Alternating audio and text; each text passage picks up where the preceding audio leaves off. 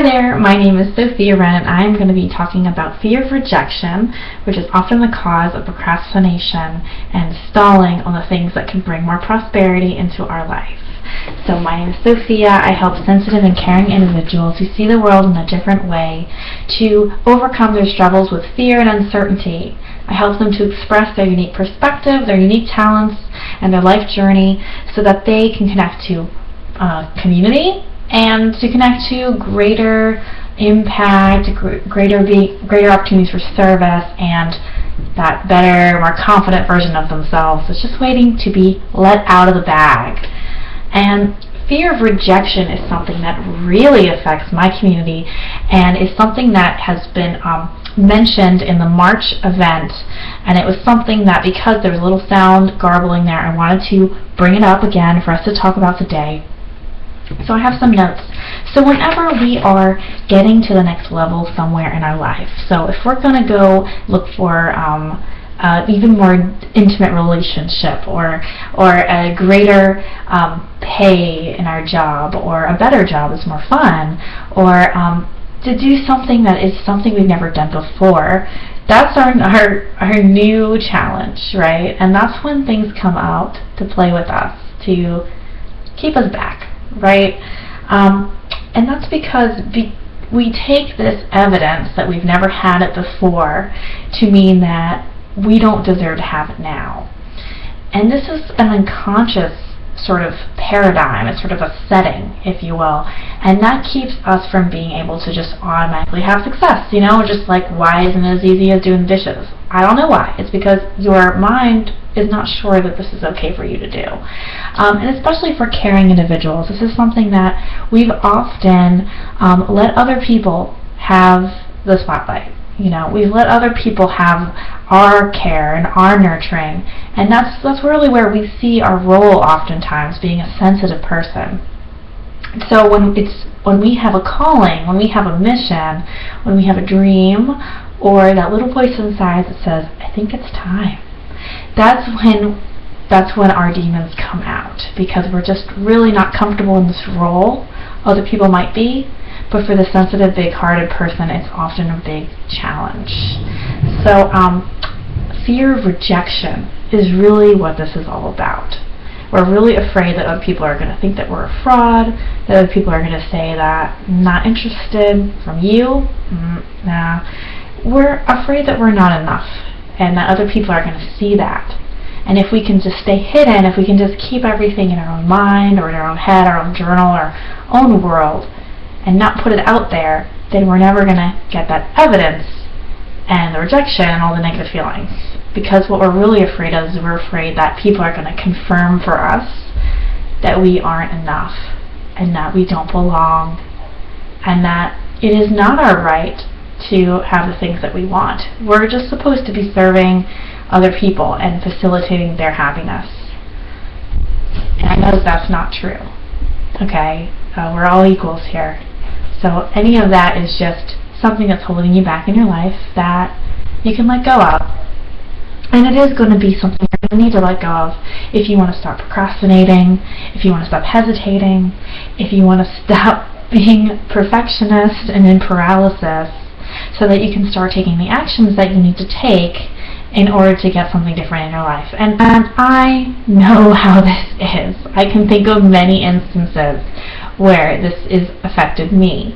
And so I feel like I'm a really good person to talk about this. And everything that comes up for me in these videos and in my live events is probably something I need to hear too. Maybe even more than you do.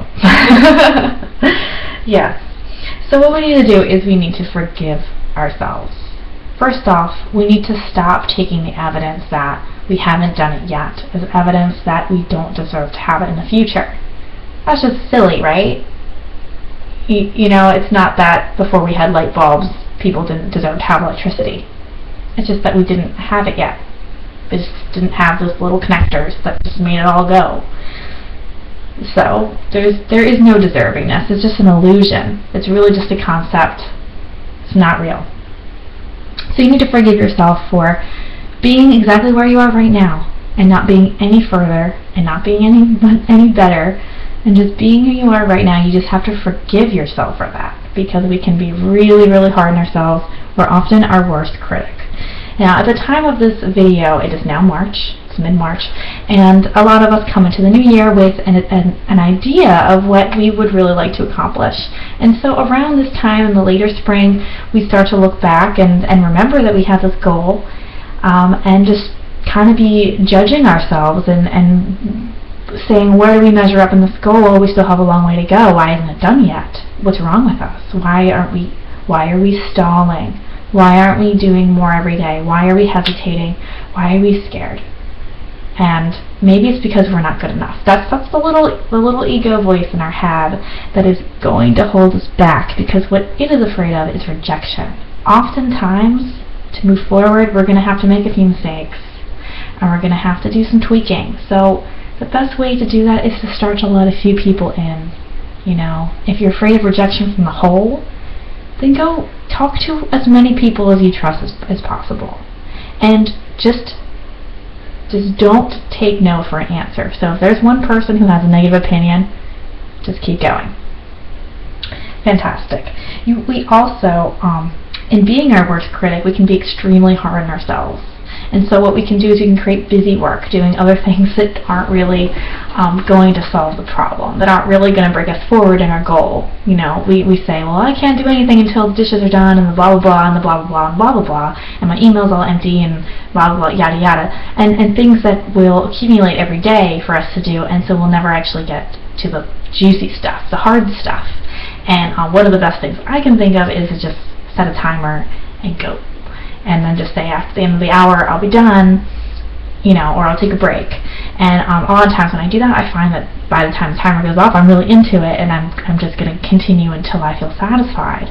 So you might find that for you, but if you do need to take a break, then just go ahead and do it. We really need to allow ourselves that extra space, because pressure to just do is really messing with our creativity, because it puts us in a sense of scarcity of time, and it makes us so that we don't feel like we have the resources of time and ease and grace that we really need to get into the creative mindset and to solve our problems like that. You know, why go the hard way when you can take the scenic route? So let yourself be in a little bit more space. You might need to go do something else, sort of unrelated, like go on a walk or eat something, drink some water, make some tea, and then go do something unrelated, get your mind off of it, and then try coming back. And oftentimes it's a lot easier, but it's just that us workaholics, us type A's, us people who are very hard-working can often just dismiss this as a waste of our time, when really our mind works in mysterious ways, and you'd be surprised it can really help us to think clearly. And finally, something that a lot of people do is that they have a reward system. So instead of just beating yourself up for not doing something, why not say, well, I have this bag of chocolate and I'm going to eat one chocolate if I do this one thing today. Obviously, you don't want to have too much of chocolate or anything like that, but it works for me. If there's something else that you could reward yourself with, but do make sure it's something that's like a bonus and not something like eating or something necessary for your survival, because that's just not nice to yourself. Please be nice to yourself and give yourself a break so that you can not receive any rejection from yourself. Ultimately, that's what fear of rejection is about. It's not about other people. It's really about our own opinion of ourselves. So by being extra loving, extra rewarding, extra accepting of exactly where you are now, you are immediately solving that problem of fear of rejection. So I hope that this helped you to move forward in all of your goals.